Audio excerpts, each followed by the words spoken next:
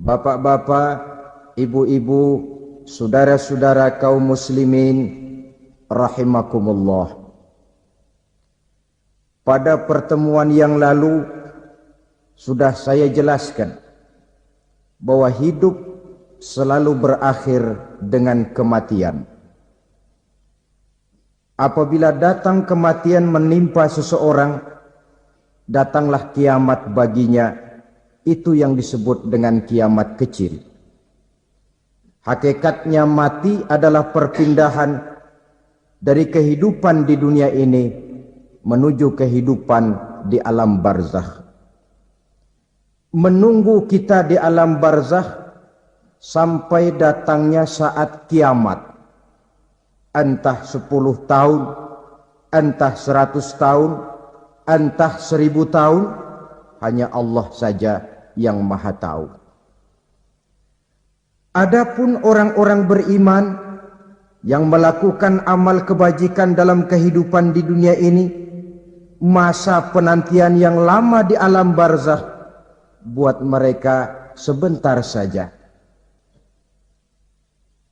Tetapi bagi orang-orang kafir yang ingkar, yang tidak beriman kepada Allah, yang hidup di dunia cuma menumpuk-numpuk dosa, tentu penantian di alam barzakh akan merupakan waktu yang sangat lama. Bukankah dalam kehidupan kita waktu itu memang relatif? Contoh misalnya, bagi pemuda-pemudi yang sedang duduk asyik memadu cinta, waktu 4-5 jam saja rasanya cuma 4-5 menit. Tenggelam oleh keasikan. Tapi buat orang yang berbaring di rumah sakit, meratap di balik-balik apa itu tembok derita kata lagu, di balik dinding-dinding penjara, sehari bagai seminggu, seminggu rasa sebulan, sebulan boleh jadi rasa setahun. Penantian yang sangat lama. Kapan kiamat itu akan datang? Ini rahasia Allah. Jangankan kita yang orang awam, baginda Nabi sendiri tidak diberitahu oleh Allah kapan kiamat itu akan terjadi. Tetapi sungguh pun demikian, banyak hadis-hadis yang menjelaskan ciri atau tanda-tanda datangnya kiamat. Nah, kalau sudah bicara soal tanda, tanda kiamat itu ada 2. Pertama yang disebut alamatus sughra, tanda-tanda kecil. Ini waktunya masih ada tenggang. Ada yang dinamakan alamatul kubra, tanda-tanda besar. Artinya kiamat sudah diambang pintu. Apa tanda-tanda kecil dari datangnya hari kiamat itu? Misalnya kata Nabi, apabila ilmu sudah diangkat oleh Allah. Artinya apabila ulama sudah banyak wafat, minat orang belajar agama berkurang, lalu kebodohan nampak merajalela di mana-mana, zina dikerjakan secara terbuka, minuman-minuman keras jadi kebanggaan, itu termasuk di antara tanda-tanda kecil terjadinya hari kiamat. Apalagi misalnya iza waladatil ammatu rabbataha, apabila budak sudah melahirkan tuan. Apa maksudnya? Ada yang mentafsirkan apabila anak sudah bisa membudaki orang tuanya. Orang tua yang melahirkan dia, yang membesarkan dia, demi setelah si anak besar jadi orang berpangkat, bertitel, berharta, berkedudukan, jadilah orang tua itu budaknya. Sehingga sering dibilang kalau orang tua kaya, anak jadi raja. Tapi kalau anak yang kaya, orang tua sering jadi budak. Apalagi munculnya fitnah yang bergelombang. timbul perang antara dua bangsa yang besar, waktu berjalan terasa sangat pendek sekali. Itu merupakan tanda di antara tanda-tanda kiamat. Termasuk di dalamnya sulit membedakan mana laki, mana perempuan. Kan kalau tanda-tanda kayak begini sekarang sudah banyak kita lihat kan. Ulama banyak wafat, penggantinya sulit. Zina dikerjakan berterang-terangan, minuman keras jadi kebanggaan, banyak anak membudaki orang tuanya, sulit membedakan mana laki mana perempuan. Kadang-kadang dari belakang kita lihat perempuan bener, begitu kita colek nengok jenggotan.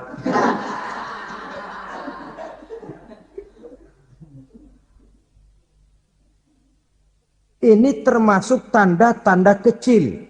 Masih ada tenggang sampai akan terjadinya kiamat itu. Nah, yang dimaksud dengan tanda-tanda besar, ini tanda besar artinya kiamat sudah di ambang pintu. Pertama, matahari terbit dari sebelah barat. Apabila matahari sudah terbit dari arah sebelah barat, tertutuplah sudah pintu taubat. Bersabda Nabi kita, la taqumus sa'atu hatta tatlu'a syamsu min maghribiha. Tidak akan datang hari kiamat sampai matahari terbit dari arah sebelah barat. Fa iza tala'at, manakala matahari telah terbit dari arah sebelah barat, wara'ahan nasu, manusia banyak menyaksikan itu, amanu ajma'un, mereka pun lalu beriman. Yang tadinya kafir, yang tadinya ingkar, yang tadinya membangkang, setelah melihat matahari terbit dari sebelah barat, buru-buru beriman, berlomba-lomba mengucap dua kalimat syahadat. Tapi apa yang terjadi? Kata Nabi, wadzalika hina la yanfa'u nafsan imanuha lam takun amanat min qabl. Hari itu adalah hari yang iman sudah tidak berguna lagi bagi seseorang apabila sebelumnya memang dia tidak pernah beriman. Au kasabat fi imaniha khaira, atau beriman tetapi tidak pernah melakukan kebajikan di dalam keimanannya itu. Hari yang sudah kasib, hari yang sudah terlambat, beriman tidak akan ada gunanya lagi. Ini pelajaran buat kita. Sebelum sang surya terbit dari sebelah barat, sebelum nafas sampai di tenggorokan, artinya pintu taubat masih terbuka. Kalau dua hal itu sudah terwujud, nafas sudah sampai di kerongkongan, atau matahari sudah terbit dari arah sebelah barat, tertutuplah sudah pintu taubat. Tak ada lagi gunanya pangkat, jabatan, harta, bahkan beriman pun dalam suasana macam itu. Too late, kata orang Kulon. Sudah terlambat. Matahari terbit dari arah sebelah barat. Itu tanda besar, artinya kiamat sudah di ambang pintu. Lalu apalagi tanda besar? Munculnya Dajjal. Dajjal artinya pendusta-pendusta yang menyesatkan manusia.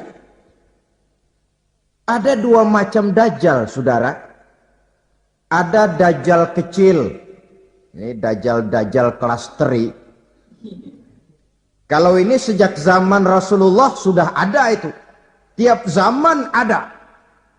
Di zaman Rasulullah misalnya ada yang bernama Aswad al-Unsi dari Yaman. Ada yang namanya Musailamah al-Kazzab dari Yamama. Ada yang namanya Ibnu Sayyad dari Madinah. Ini Dajjal-Dajjal di zaman Rasul. Musailamatul Kazzab memproklamirkan diri jadi nabi dia. Di zaman Rasul masih hidup. Ini Dajjal zaman Nabi. Di zaman sahabat muncul Dajjal-Dajjal. Di zaman kita sekarang ini, dajjal-dajjal pun gentayangan. Dajjal-dajjal kelas teri. Kerjanya mendustakan manusia, menyesatkan manusia, memalingkan manusia dari jalan yang benar dan diridhoi oleh Allah Subhanahu wa taala. Adapun yang merupakan tanda besar dari datangnya kiamat, dajjal-dajjal kelas kakap. Pembohong-pembohong besar yang menyesatkan masyarakat manusia berpaling dari jalan Allah mengikuti jalan mereka. Apa sih ciri dajjal itu? Kata Nabi dalam hadis Bukhari Muslim, "Innad dajjala", sesungguhnya yang namanya dajjal itu yakhruju, satu saat akan muncul mendekati hari kiamat. Wa inna ma'ahu ma'an, si dajjal ini membawa air, wanaran, dan juga membawa api. Dua simbol. Di tangan yang satu dia bawa air, di tangan yang satu dia bawa api. Wa ammal ladzi yarahu an-nasu ma'an fanarun, adapun yang orang banyak lihat air, hakikatnya adalah api. Yang dilihat api, hakikatnya adalah air.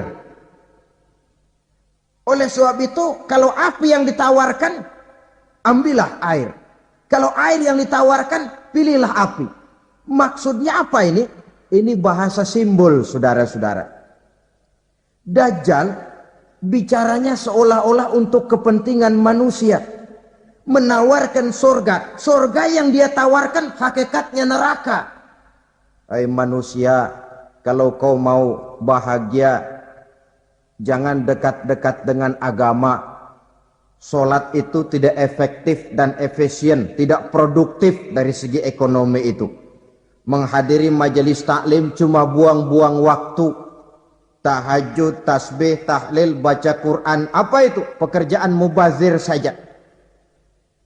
Hidup ini cuma sekali. Masa yang cuma sekali, manfaatkan dengan sebaik-baiknya.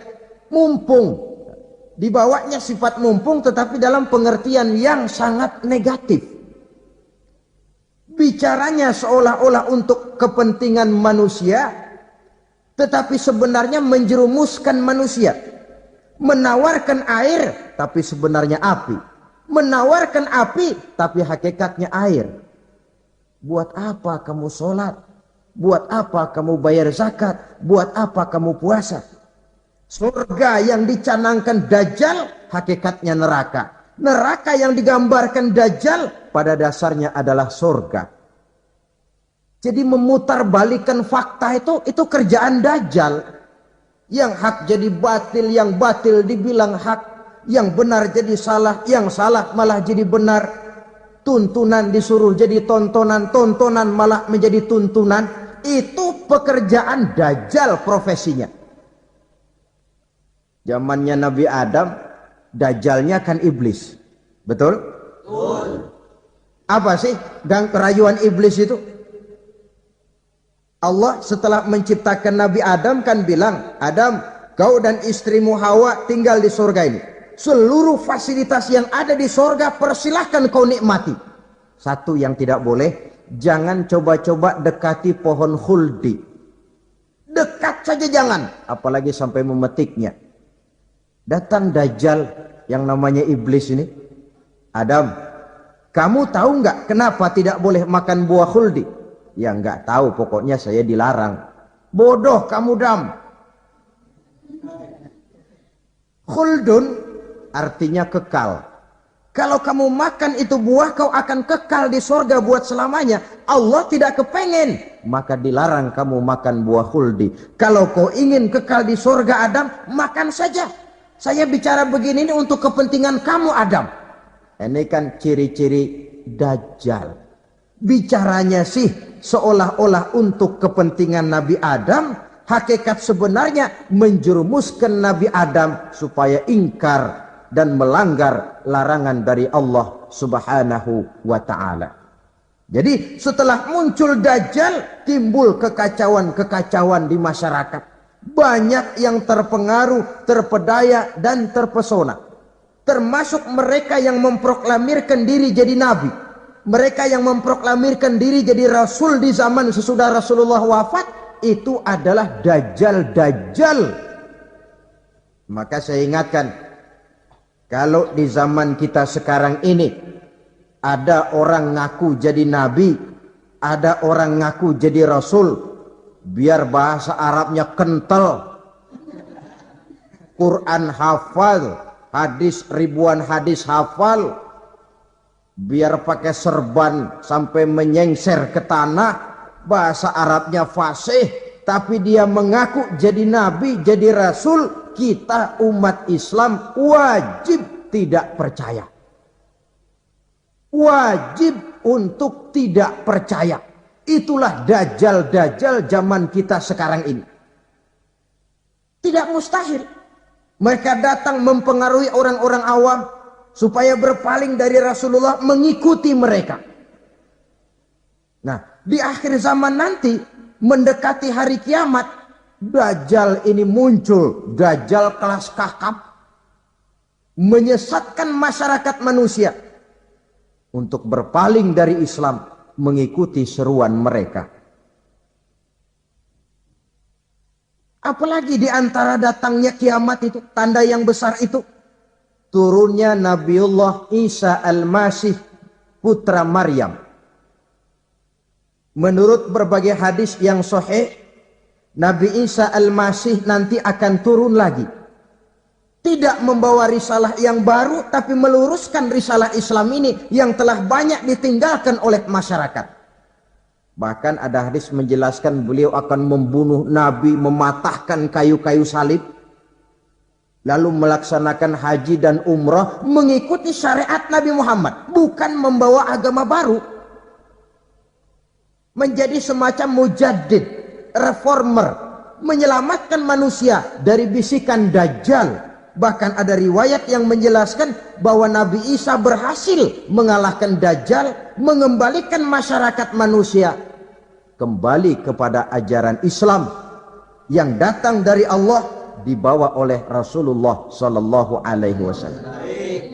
Dengan kata lain, turunnya Nabi Isa bukan sebagai nabi dan rasul baru, tetapi mengikuti syariat Nabi kita Muhammad sallallahu alaihi wasallam. Saudara hadirin, ibu-ibu hadirat yang saya hormati, kemudian apalagi di antara tanda-tanda besar akan datangnya kiamat itu? Keluarnya asap atau awan. Kata Nabi, inna min asrati sa'ah dukhanan yamla'u ma bainal masyriqi wal maghrib. Di antara tanda-tanda kiamat, munculnya awan atau asap yang memenuhi antara langit dan bumi. Ini pun diperkuat dalam surah Ad-Dukhan ayat 10. Fartaqib yauma ta'tis sama' bidukhanin mubin fayughshan nas hadza azabun alim. Bagi orang-orang yang beriman, mereka biasa-biasa saja. Tapi bagi orang kufur, datangnya asap dan awan ini merupakan azab yang kelewat pedih. Barangkali sedikit mendekati gambaran tentang azab yang pedih ini, saya ingatkan alam pikiran kita kepada peristiwa yang belum lama terjadi. Pernah dengar berita bocornya reaktor nuklir di Chernobyl, Uni Soviet? Pernah dengar? Nah. Bocornya reaktor nuklir di Chernobyl yang mengakibatkan ratusan bahkan sangat mungkin ribuan nyawa. Cuma satu reaktor. Bagaimana kalau seluruh cadangan nuklir yang dimiliki oleh para negara adik kuasa ini diledakkan? Bahkan yang konon menurut catatan, cadangan nuklir yang dimiliki bersama oleh Amerika dan Rusia sekarang ini sudah sanggup memusnahkan 6 miliar manusia. 1,5 kali lebih banyak dari jumlah manusia yang nongkrong di permukaan bumi ini. Saudara-saudara hadirin yang saya hormati, lalu saat mendekati hari kiamat, apalagi tandanya setelah Nabi Isa wafat, pada saat turunnya yang kedua kali, lalu Allah meniupkan angin sejuk, semua orang-orang beriman, orang-orang baik wafat, sehingga penghuni bumi ini cuma tinggal lagi terdiri dari orang-orang kafir. Tidak ada lagi di bumi ini yang bisa mengucapkan Allah. Sehingga dalam hadis qudsi itu ada keterangan, innallaha azza wa jalla yaqulu li Israfil. Allah pernah pesan kepada malaikat Israfil. Kata Allah, Israfil, iza sami'ta qailan yaqul Allah Allah fa akhirin nafakh 40 sanatan ikraman liqailiha. Hai Israfil, apabila kau dengar di permukaan bumi masih banyak orang yang mengucapkan Allah Allah, maka tunda sangkakala kiamat itu 40 tahun. Untuk apa? Ikraman liqailiha, menghormati orang yang mengucapkan Allah Allah itu. Wah, jadi karena sekarang masih banyak yang mengucapkan Allah, besar hatilah kita, masih jauh kiamat itu. Tapi jangan lupa, kiamat pribadi, kiamat kecil itu yang nggak kita sangka-sangka. Ajal datang mencabut nyawa, itu kiamat pribadi. Dan itu yang pasti kita hadapi. Dan itu yang membuat kita tidak boleh bersikap main-main di dalam kehidupan sekarang ini. Saudara hadirin yang saya hormati, tidak ada lagi orang-orang muslim. Seluruh penduduk dunia ini kafir. Lalu terciptalah struktur sosial yang berlandaskan prinsip hidup semau gue. Bakal terjadilah prinsip di mana yang kaya menyantap yang miskin, yang kuat menindas yang lemah. Hidup sudah bagaikan di rimba belantara. Berlaku hukum rimba. Siapa yang kuat dia yang menang. Siapa yang lemah menjadi mangsa. Timbul kekacauan. Maksiat merajalela. Munkarat menjadi-jadi. Sehingga isi bumi ini penuh dengan segala macam perbuatan dosa. Tidak ada perlunya lagi alam diperpanjang temponya. Datang saat yang sudah dijanjikan oleh Allah Azza wa Jalla, maka terjadilah yang disebut kiamat kubra, kiamat besar, kiamat ancur-ancuran. Bagaimana kejadian ini dimulai? Dalam surah Az-Zumar ayat 68, Allah Subhanahu wa taala berfirman, "Wa nufikha fis-suri fasa'iqa man fis samawati wa man fil ardi illa man sya'allahu." Maka manakala ditiuplah sangkakala, terkejutlah seluruh yang ada di langit dan seluruh yang ada di bumi. Bila saat kiamat datang, Allah perintah malaikat Israfil, Israfil, tiup sangkakalamu. Ditiuplah sangkakala oleh malaikat Israfil. Yang akibat daripada tiupan itu, seluruh yang ada di langit, seluruh yang ada di permukaan bumi terkejut. Yang ada di langit siapa? Malaikat kan. Bayangin aja kalau malaikat kaget, apalagi kita. Terkejut seluruh makhluk yang ada di bumi, yang ada di langit mendengar suara sangkakala itu. Bunyinya tidak sanggup kita bayangkan dahsyatnya. Ledakan nuklir, ledakan neutron, belum apa-apa ketimbang bunyi sangkakala malaikat Israfil ini. Nah, lalu mendengar bunyi sangkakala ini, gemparlah makhluk, kacaulah alam.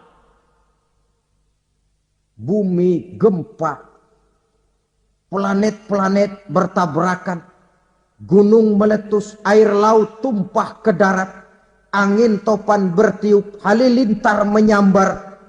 Lalu semua yang bernama hidup mati total. Mati bareng tanpa persiapan. La haula wala quwata illa billah. Saya kadang-kadang dalam tafakur bermohon, ya Allah, mudah-mudahan saya enggak nemuin kiamat beneran. Ngeri. Tidak bisa kita bayangkan macam apa suasana seperti itu. Allah saja banyak memberikan gambaran, misalnya Al-Qari'ah, wa mal Qari'ah, wa ma adraka mal Qari'ah. Kejadian yang menggemparkan. Tahukah kamu apa kejadian yang menggemparkan itu? Yauma yakunun nasu kal farasil mabsus wa takunul jibalu kal ihnil manfus. Pada saat itu manusia berterbangan bagai kupu-kupu. Gunung berterbangan seperti kapas ditiup angin. Gunung saja macam kapas, konon lagi manusia. Kematian total, mulai semut sampai gajah mati. Jin mati, iblis mati, malaikat mati. Malaikat saja mati. Saudara hadirin yang saya hormati, kematian total yang tanpa persiapan. Orang bilang, Pak, kalau mati bareng begitu yang repot malaikat maut dong ya. Cabut sana, cabut sini. Itu kalau menurut logika kita. Mestinya begitu menurut logika. Tapi logika juga yang bilang, nggak perlu serepot itu. Sebab untuk mematikan listrik di wilayah DKI, di wilayah Jakarta, nggak perlu tiap rumah didatengin, matiin, ya lama. Cukup dari kantor pusatnya saja PLN tekan satu tombol, gelaplah seluruh Jakarta. Saudara hadirin yang saya hormati, kematian total. Lalu setelah kematian total, planet-planet juga mati, dalam arti tidak bergerak dan beredar. Angin mati, dalam arti tidak bertiup. Air mati, dalam arti tidak ada riak gelombang. Pokoknya semua mati. Kullu nafsin za'iqatul maut. Semua yang bernafas mati. Dalam ayat lain, kullu man 'alaiha fan. Semua yang ada di permukaan bumi fana. Yang kekal cuma Allah Subhanahu wa ta'ala. Yang paling belakang mati, malaikat maut dan malaikat Israfil. Tapi mati juga sesuai dengan janji Allah. Menurut hadis Bukhari Muslim dari Abi Hurairah, masa tenggang waktu antara kematian total pada tiupan sangkakala pertama dengan proses kebangkitan pada tiupan sangkakala kedua 40 lamanya. Tidak dijelaskan oleh Abi Hurairah 40 jam, apa 40 hari, apa 40 tahun. Hadis-hadis cuma menyebutkan 40 saja. Sunyi alam. Yang tinggal cuma Allah saja lagi. Ketika itu Allah berseru-seru, katanya, limanil mulkul yauma. Siapa para penguasa hari ini? Mana itu raja-raja dan penguasa yang dulu mengaku jadi Tuhan? Fir'aun. Mana Fir'aun sekarang? Yang dulu jadi raja, merasa berhasil, sombong, lalu tidak mau turun-turun dari kekuasaannya, sampai kepada puncak kekurang ajarannya mengangkat diri jadi Tuhan. Mana itu Fir'aun? Namrus. Mana sekarang Namrus? La ilaha illa ana. Ternyata tidak ada Tuhan lain selain daripada aku, kata Allah. Proses kemudian, saudara-saudara, turunlah hujan dari langit. 40 lamanya hujan itu. Tidak jelas juga 40 jam apa 40 hari. Setelah air turun membasahi, datanglah tiupan sangkakala yang kedua. Semua yang bernama mati bangkit dari kuburnya masing-masing. Ini yang disebut Yaumul Ba'thi, hari kebangkitan. Allahu Akbar. Pada saat kita bangkit dari kubur kita masing-masing, kumpul di padang mahsyar namanya. Bayangin aja, saya sendiri nggak sanggup bayangin. Manusia sejak zaman Adam sampai zaman kiamat kumpul bareng di tempat sama. Berapa banyaknya itu?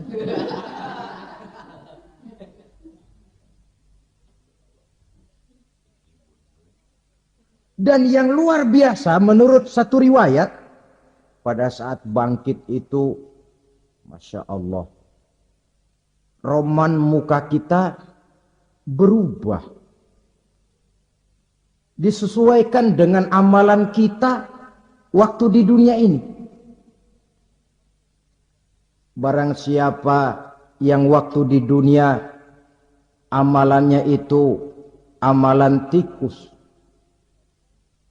di akhirat nanti dia bangkit dari kubur, mukanya seperti muka tikus. Gagah betul badannya, tapi mukanya seperti tikus. Kenapa? Amalannya waktu di dunia seperti amalan tikus. Apa amalan tikus itu? Suka ngegeragoti barang yang sudah disimpan rapi-rapi. Orang sudah simpan uang rapi-rapi, simpan perhiasan rapi-rapi, digeragoti oleh tikus. Maling-maling, pencoleng-pencoleng, koruptor-koruptor, itu nanti di akhirat nanti kita lihat mukanya seperti muka tikus. Oh, ini waktu di dunia suka nyolong, mukanya seperti muka tikus. Barang siapa yang waktu di dunia ini amalannya itu amalan macan, dia akan bangkit nanti mukanya seperti muka macan. Apa amalan macan? Macan itu amalannya menang-menangan. Orang yang mau menang saja nggak mau mengalah. Coba lihat di hutan. Kenal hutan nggak? Nah. Di hutan, raja hutan di mana-mana pasti macan. Betul kan? Betul. Padahal hutan belum pernah bikin pemilihan umum. Tapi macan tidak peduli ada pemilihan umum apa tidak, pokok saya raja. Sebab apa? Macan jadi raja itu bukan karena benar, tapi karena kuat jadi raja. Setelah dia jadi raja, rakyat hutan yang mesti dilindungi malah dimakan oleh raja macan. Kambing rakyat hutan dimakan oleh macan. Ayam rakyat hutan dimakan oleh macan. Itu nanti kita lihat di akhirat itu mukanya seperti muka macan, gagah betul. Lalu barang siapa yang di dunia ini amalannya itu seperti amalan anjing, nanti dia punya muka seperti muka anjing. Apa amalan anjing? Pertama, anjing itu kalau disuruh jaga rumah, dia tidak bisa membedakan mana maling, mana tamu. Biar yang datang maling kalau bawa tulang, anjing kalem. Yang kedua, anjing itu akan setia kepada siapa saja yang memberinya roti. Siapa yang memberinya roti, itulah majikannya. Apa kata majikannya, pasti dia laksanakan. Soal benar atau salah, dia tidak peduli. Setelah anjing dapat roti, dia tidak punya pilihan lain kecuali bilang, abdi mah kumaha juragan wae ayeuna mah.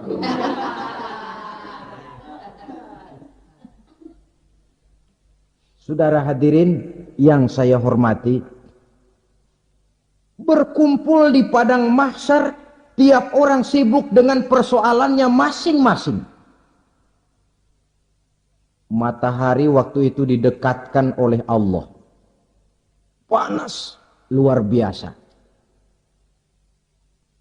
Ada yang saking panasnya itu mencucurkan peluh keringat sampai sebatas mata kakinya.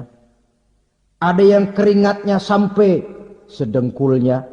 Ada yang keringatnya sampai sepusatnya. Ada yang keringatnya mengalir sampai sebahunya. Ada yang kelelap oleh keringatnya sendiri. Sementara orang di sampingnya enggak apa-apa. Bergantung lagi amalan dia waktu di dunia ini. Saudara-saudara, sebagian orang dalam kepanikan padang mahsyar berombong-rombong datang mereka menghadap Nabi Adam. Ya Adam, anta abal bashar. Hai Adam, Tuhan adalah bapak moyang manusia. Kami sebentar lagi akan disidang, dimintakan pertanggungan jawab. Tolonglah kami, hai Adam. Kata Nabi Adam, jangankan nolongin sampean, saya sendiri tanggung jawab di hadapan Allah ketika dulu tidak boleh makan khuldi, saya serobot.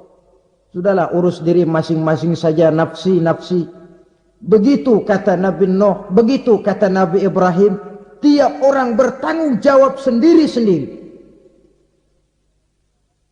Ketika itulah saudara-saudara, nikmatnya menjadi umat Nabi besar Muhammad sallallahu alaihi wasallam. Sebab apa? Walaupun menurut abjad kita ini umat paling belakang, kan paling belakang kita ini toh, karena Nabi Muhammad adalah Nabi akhir. Tapi akan dihisap lebih dulu, lewat di atas sirat lebih dulu, masuk surga lebih dahulu ketimbang umat-umat belakangan. Ketika Rasul mendekati ajal, beliau tanyakan itu kepada malaikat Jibril. Malaikat Jibril berkata, Muhammad jangan khawatir, Allah sudah berjanji, inni haramtul jannata ala sairil anbiya hatta tadkhulaha anta. Wa haramtuha ala sairil umami hatta tadkhulaha ummatuka. Surga aku haramkan buat seluruh nabi kecuali kalau engkau Muhammad sudah masuk ke dalamnya. Dan surga aku haramkan buat seluruh umat kecuali kalau umatmu Muhammad sudah masuk ke dalamnya. Logikanya, walaupun menurut abjad kita umat paling belakang, bakal dihisap paling dulu, lewat di atas sirat paling dulu, masuk surga paling dulu, kalau mampir ke neraka juga paling dulu. Ya resiko. Jangan mau enaknya aja paling dulu. Saudara hadirin yang saya hormati, setelah masa kebangkitan, itu jangan dikira begitu bangkit langsung diperiksa. Masih menunggu menanti ribuan tahun perhitungan padang mahsyar untuk sampai kepada proses yang disebut yaumul hisab, hari perhitungan. Seorang demi seorang bakal dipanggil. Bayangkan saja, kita se-RT saja di absen, kadang-kadang perlu waktu lama. Ini manusia sejak zaman Nabi Adam sampai datang hari kiamat, satu demi satu disidang di hadapan Qadhi Rabbul Jalil. Status sosial copot sudah waktu itu. Yang pernah jadi hartawan di situ tidak lagi kelihatan kehartawanannya. Yang pernah jadi jenderal tidak lagi dipanggil jenderalnya. Yang ustadz tidak lagi dipanggil al-mukarramnya. Seluruh status sosial selesai. Dipanggillah kita seorang demi seorang menghadap Qadhi Rabbul Jalil. Bagaimana proses penghisaban itu? Pertama, proses tanya jawab. Di antaranya ada hadis menyatakan, lan tazula qadama 'abdin yaumal qiyamah hatta yus'ala an arba'i khisalin. Besok di hari kiamat tidak akan bergeser telapak kaki seorang hamba sampai dia ditanya lebih dulu tentang 4 persoalan. Tentang ilmunya. Kemana ilmu itu diamalkan? Tentang umurnya. Di mana umur itu dihabiskan? Tentang masa mudanya. Kemana masa muda itu dipakai? Tentang hartanya. dari mana harta itu didapat dan kemana harta itu dibelanjakan. Ini termasuk proses tanya jawab. Jadi kalau istilah pengadilan dunia, nama Fulan bin Fulan. Kamu waktu di dunia diberikan umur panjang untuk apa? Pernah mengalami masa muda, kemana kau habiskan masa remajamu? Kau diamanahkan ilmu, dengan apa ilmumu kau amalkan?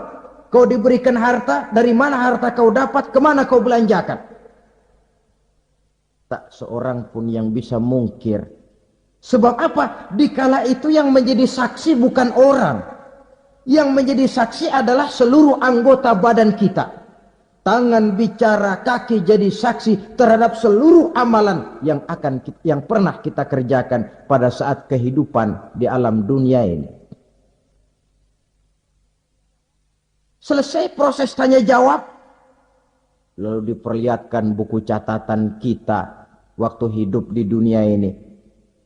Jangan lupa Allah itu menyiapkan 2 superkomputer kepada kita. Sebelah ditempelin sebelah kanan, yang sebelah tempelin di sebelah kiri. Komputer itu namanya Raqib dan Atid. 2 malaikat yang apabila baik kita lakukan, refleks saja akan menulis kebajikan kita. Jahat kita kerjakan akan tertulis. Catatan itu nanti diperlihatkan kepada kita.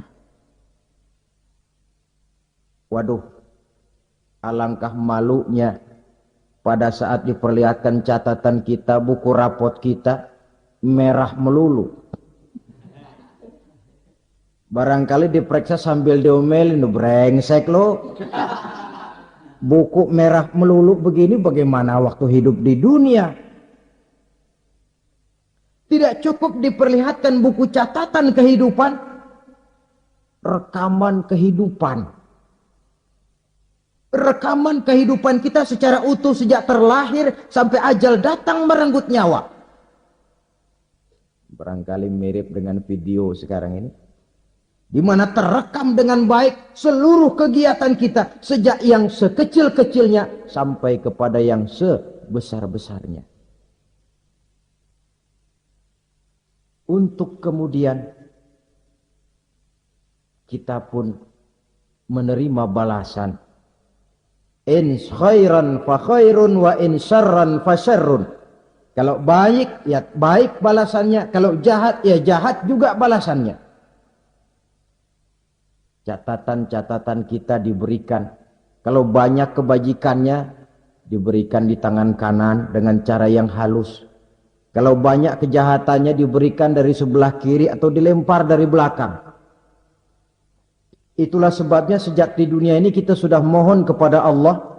Ketika berwudu membasuh tangan kanan, apa kita bilang? Allahumma a'tini kitabi biyamini wa hasibni hisaban yasira. Ya Allah, berikan saya kitab di tangan kanan, dan kalau saya memang perlu dihisap, hisaplah saya yang seringan-ringannya. Tangan kiri berlindung kita kepada Allah. Jangan sampai diberikan kitab di tangan kiri atau dari arah sebelah belakang. Wa'udzubika an tu'tiya kitabi bishimali au min warai zuhri. Dari arah sebelah belakang. Na'udzubillah min dzalik. Setelah selesai lewat proses penghisaban, lewat mizan, timbangan, maka yang sudah selesai dihisab itu bergeraklah menuju sirat, jembatan yang terbentang menuju surga melalui neraka. Saudara-saudara, panjangnya perjalanan sirat itu memakan waktu ratusan tahun. Tetapi orang yang lewat di atas sirat pun macam-macam bergantung amalannya ketika di dunia ini.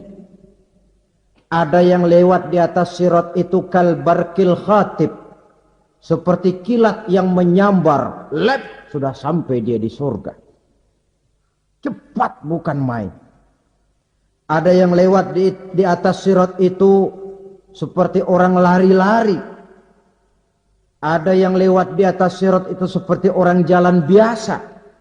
Ada yang sambil merangkak, ada yang sambil ngesor, ada yang sambil gelayutan, ada yang selamat sampai ke ujung ke surga, ada yang tergelincir jatuh masuk ke dalam neraka, bergantung amalannya dalam kehidupan di dunia sekarang ini. Tiap kita akan melewati yang namanya sirat ini. Saudara-saudara kaum muslimin yang saya hormati,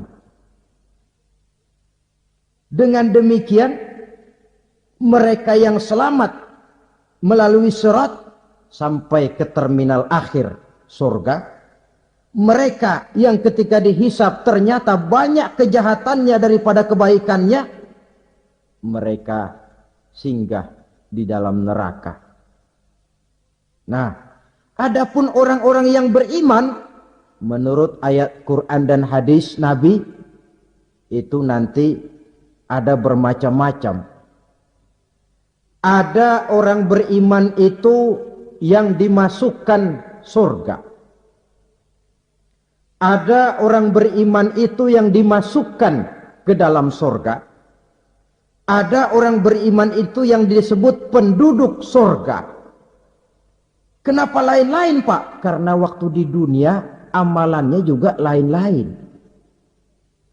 Ada orang beriman yang masuk surga. Ini paling murah tiketnya. Mau masuk surga? Kata Nabi begini, "Ma min abdin qala la ilaha illallah thumma mata ala dhalik illa dakhala al-jannah." Kalau seorang hamba sudah mengucap dua kalimat syahadat, dia yakin dengan kebenaran kalimat itu sampai matinya, orang itu akan masuk surga. Abi Dzar yang waktu itu diajak bicara heran, "Ya Rasul, kok gampang betul?" Iya. Walaupun orang itu mencuri, iya. Walaupun orang itu berzina, iya. Biar dia mencuri, biar dia berzina, kalau dia sudah mengucap dua kalimat syahadat, dia yakin dengan kebenaran kalimat itu sampai matinya, itu orang akan masuk surga. Jadi masuk surga cukup dua kalimat syahadat, yakin sampai mati, masuk surga. Itu perkara masuk. Tapi kalau pertanyaannya diterusin, masuknya kapan, Pak? Nah, ini lain lagi urusannya. Sebab ada yang masuknya itu langsung, ada yang mampir dulu.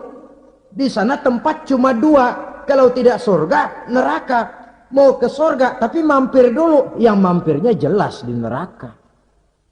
Kenapa? Dalam hadis qudsi ada riwayat, nanti itu di akhirat, setelah Allah selesai mengatur penduduk surga, masuk surga, yang neraka, masuk neraka, Allah berkata kepada malaikat Malik, malaikat Malik, labaik ya Allah, itu bajingan-bajingan tengik, manusia-manusia durjana, yang waktu di dunia tidak mau sujud, jauh dari ulama, gemar melakukan yang munkarat dan maksiat, hidup di tengah masyarakat selalu jadi bibit keonaran, kufur, sudah masuk neraka semua. Sudah ya Allah. Nah, kalau sudah, coba sekarang kamu masuk, Malik.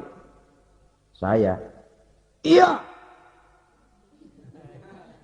masuk neraka. Mau apa ya Allah?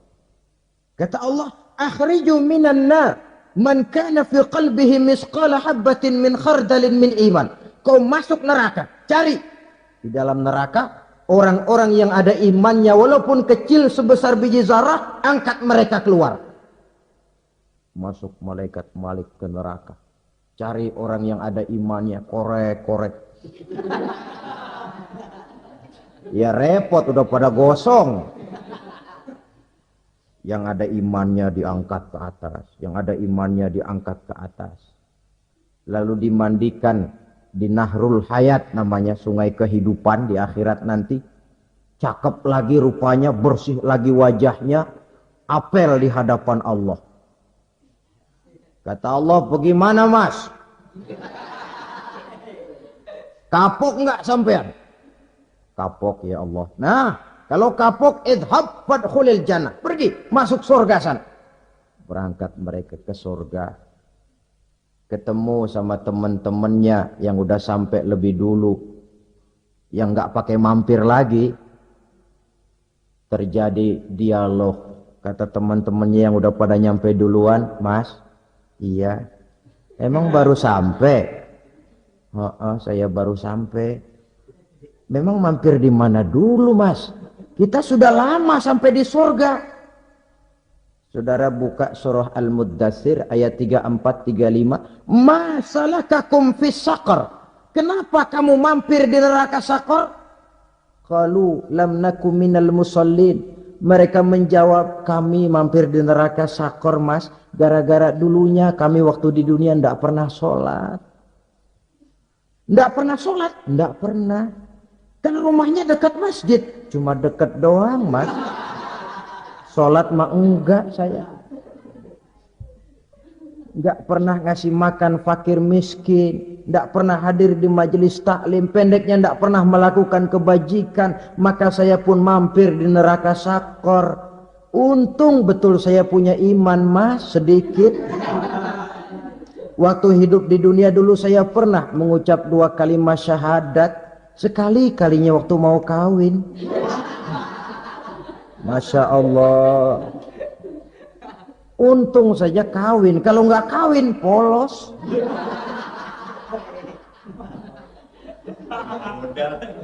Itu juga pengulu sudah setengah mati ngajarin.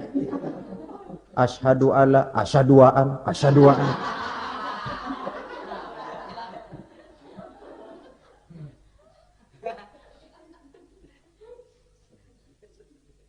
Ini namanya masuk surga, ada mampir dulu. Ada pula orang mukmin itu yang dimasukkan surga. Namanya dimasukkan kan terima beres. Saya masuk ke rumah, jalan sendiri, cari tempat sendiri. Saya dimasukkan ke dalam rumah, terima beres, pokok ada di dalam, itu dimasukkan namanya. Nggak pakai mampir. Tapi tentu tiketnya lebih mahal ketimbang yang pertama tadi. Apa kata Allah? Innal ladzina amanu wa amilus salihat la ukaffiranna anhum sayyi'atihim wa la udkhilannahum jannah. Sesungguhnya orang-orang yang beriman kemudian beramal soleh, kami hapuskan segala dosa dan kesalahannya, kami masukkan mereka ke dalam surga. Lihat ayatnya. Allah yang memasukkan, kita yang dimasukkan. Tidak pakai transit, tidak usah mampir. Cuma tidak cukup syahadat, tidak cukup amanu, tapi diiringi dengan wa'amilus salih. Iman, amal. Tidak cukup syahadat, lalu dibuktikan dia sholat, dia zakat, puasa, lalu dia melakukan berbagai macam kebajikan. Ini yang menyebabkan dia tidak pakai mampir di tempat yang bernama Saqar. Lalu ada pula orang mukmin itu yang disebut penduduk surga. Wah, ini sudah VIP ini. Ashabul jannah, penduduk surga. Siapa mereka? Kata Allah, innal ladzina amanu summa istaqamu fala khaufun 'alaihim wala hum yahzanun ulaika ashabul jannah hum fiha khalidun. Sesungguhnya orang-orang yang beriman lalu istiqamah, tetap dalam melaksanakan perintah Allah, tidak goyah, tidak labil tapi stabil, istiqamah, mereka tidak takut dan tidak bersedih hati. Merekalah penduduk surga. Iman, istiqamah. Tidak punya duit, sembahyang. Banyak duit, sembahyang. Miskin, sembahyang. Kaya, tetap sembahyang. Istiqomah. Kadang orang kalau susah rajin ke masjid, banyak duitnya ngelihat masjid melengos. Itu yang dibilang waktu miskin hamba Allah, setelah kaya jadi hamba harta. Bergeser, tidak ada nilai istiqomahnya. Saudara-saudara, dengan begitu penduduk neraka itu dua. Ada penduduk permanen, ada penduduk yang semi permanen. Yang semi permanen orang-orang beriman yang mempunyai dosa besar. Mereka masuk ke neraka untuk menerima azab sesuai dengan dosanya. Bila selesai masa azab itu, mereka akan diangkat untuk ditempatkan kembali ke dalam surganya Allah Subhanahu wa ta'ala. Nah, dikala itulah saudara-saudara, ada yang disebut syafaat dari Rasulullah Sallallahu Alaihi Wasallam. Tapi tentu jangan lupa, syafaat ini ibarat kain menambal dia. Kita punya kain bolong-bolong sedikit, syafaat yang menambal. Solat kita ada kurang dikit, sedekah kita ada campur riak dikit, amalan kita ada tidak karena Allah dikit, kita berharap syafaat. Jadi biarlah kain masih bolong-bolong, yang penting punya kain. Tapi kalau kainnya tidak ada, yang ditambal apanya? Solat tidak, puasa tidak, zakat tidak, berharap syafaat saja. Ya, terlalu berlebihan itu. Saudara hadirin yang saya hormati, apabila selesai proses penghisaban, proses penghitungan, maka dikala itulah manusia terbagi dalam dua kelompok besar. Fariqun fil jannah wa fariqun fis sa'ir. Sekelompok orang-orang beruntung yang masuk ke dalam surga, dan sekelompok lagi masuk ke dalam neraka. Akan memakan waktu untuk menceritakan sifat surga dan neraka, tapi insya Allah pada kesempatan pertemuan lain saya sampaikan. Namun sebagai gambaran umum cukuplah saya sampaikan sebuah hadis qudsi. Allah jelaskan, a'dadtu li'ibadiyas salihin ma la 'ainun ra'at wa la uzunun sami'at wa la khatara fi qalbil bashar. Aku sediakan buat hamba-hambaku yang soleh, yang tidak pernah terlihat oleh mata, tidak pernah terdengar oleh telinga, dan belum pernah terdetik dalam hati manusia. Jadi kenikmatan surga belum pernah dilihat mata, belum pernah didengar telinga, belum pernah terdetik dalam hati. Pedihnya azab neraka belum pernah terlihat mata, belum pernah terdengar telinga, belum pernah terdetik dalam hati.